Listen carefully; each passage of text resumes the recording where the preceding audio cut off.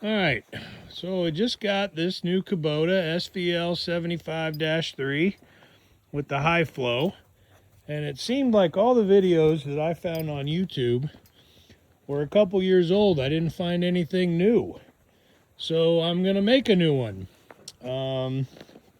Got this at Crown Power Equipment here in Missouri.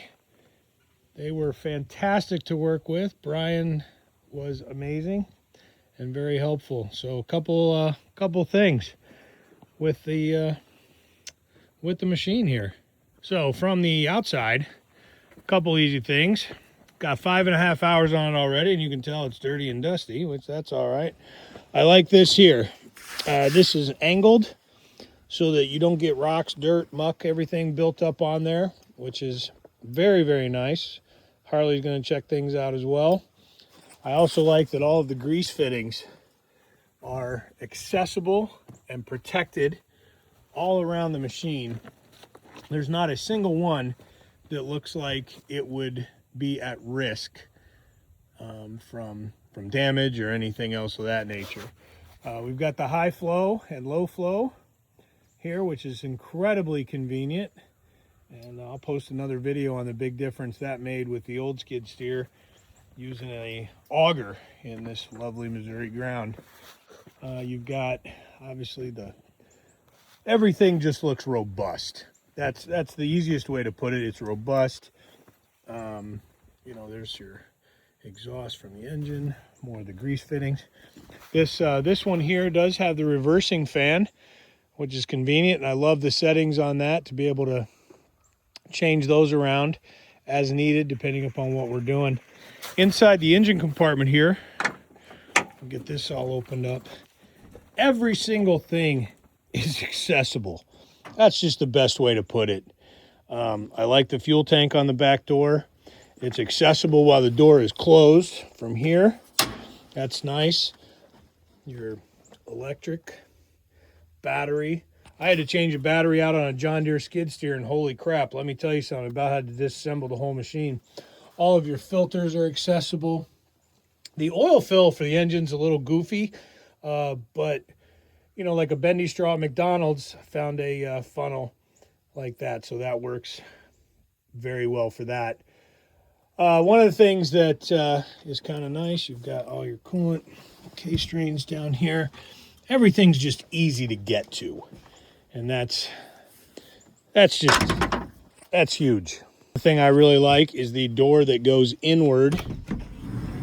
So if you have attachments, equipment, anything that you're using, and it happens to be up, but you need to get out, the door does not get in the way.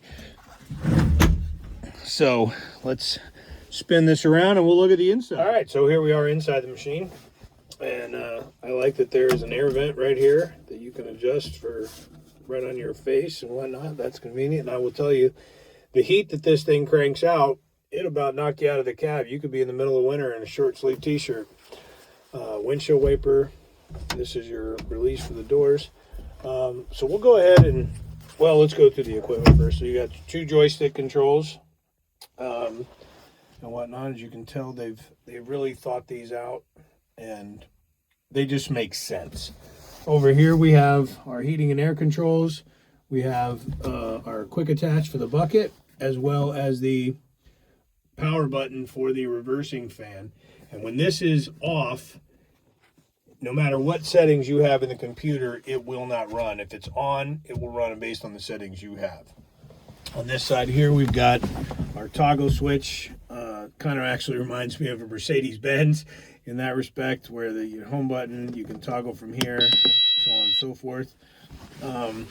Your hydraulic lock, parking brake, auxiliary hydraulics, windshield washer fluid, your bucket level. This only works going up, which is, it's still convenient. I thought that might be a concern. Headlights, strobe light, which we don't have, and windshield wash fluid. And then we've got our regen and stop mode that we never need to use. There is a cup holder down here at your knees, as well as your windshield washer fluid. And behind you, you also have a power port up there, which I use for a phone charger, as well as another cup holder and whatnot. So that is nice. So let's go ahead and see what it looks like when we get this sucker powered up. So here it comes, it gets powered up. We have it set for a password, so let me enjoy the beautiful view while I put that in. Then the machine pops up. It's been running today, otherwise it would tell you that it needs to warm up a little bit. It tells me reverse fan is off. Push button start. Everything else with the telematics, you can also remotely log on to see your Kubota and know what your fuel is, temperatures are, location. You can set up geo-fences if you got somebody else running your machine. You can inhibit a restart. So basically this thing is theft proof. I don't issue that as a challenge, but more of a, I have the setting to where I can use my touchpad while it's in operation, but otherwise you would use the toggle switch. So a couple of things that you can look at. You can have your reverse camera, which is, I know the sun is not helping. You can have your reverse camera on all the time. Switch that off and it's back to your gauges. The other thing that I really like is you can hit that button right here. It's got all your maintenance stuff, where you're at with maintenance. Keeps track of everything. We'll go back here. Any warnings? We have no warnings, obviously, but if there were some fault codes, those would show up there. Your vital statistics. This is convenient, especially if you're running some equipment like a disc mulcher or a drum mulcher. You know what your temperatures are, pressures, etc., etc. That's I use that in 5.5 hours a lot more than I thought that I would. So we'll go back here, get out of that, go back to the home. Oh, maybe. No, it didn't like that because my finger was on the button. Okay. My elbow was on the button. Anyway, a couple other things. All your settings are in here. Your standard stuff, date and time, so on and so forth, screen brightness, blah, blah, blah. Machine lockout, reversing fan. The reversing fan is something convenient because you can set the interval to what you need it. So if you're out in a dirty, dusty environment, you can set that to happen more often. And again, when the toggle switch is off over here, it will not kick on. User management camera, I mean, anything, your touch operation, that's the one thing that I've got set to where I can use the touchscreen during operation. Travel alarm, auto shift. The auto shift adjustment is interesting because it will automatically downshift under load when you go into a turn, 2-speed, parking, all these different things. Yeah, we have no complaints, absolutely none whatsoever.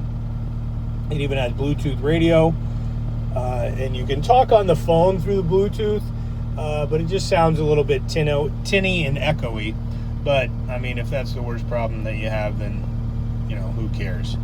So yeah, we're gonna take it for a little go out here and just spin around a little bit.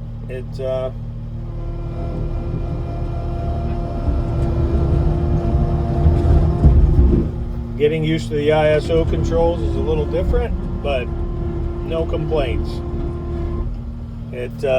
Thing is a machine. It is absolutely fantastic and no complaints.